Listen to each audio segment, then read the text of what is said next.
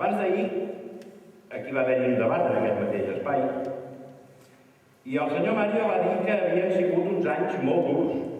I tant, ja estic d'acord. Però el que no va dir era per qui van ser.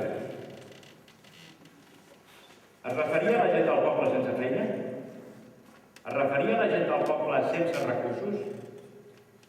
Es referia a la xicoteta i mitjana, al xicotet i mitjà comerç? Es referia a les empreses? Segur que no. Ella es referia a la seva gestió. La seva gestió, clar que ha estat dura. És molt dur administrar uns recursos públics i més quan aquests recursos són limitats. Però això no em serveix, perquè és la seva feina. Per això li paguem, perquè els administri com toca. Va dir també que havien fet tot el que estava a les seves mans. Anava a dir una paraula abans, però l'he tachat i diré que falta la veritat, perquè no vull dir que em menteix, diré que falta la veritat.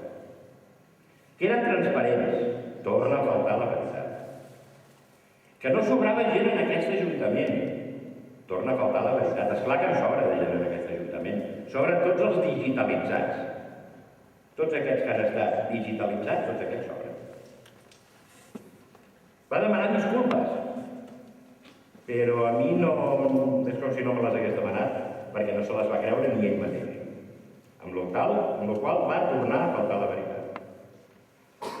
Això sí, dialèctica en té i embaucadora per saber morir.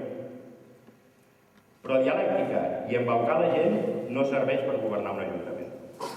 S'ha de ser molt més. I s'ha de fer moltes més coses que saber parlar per governar.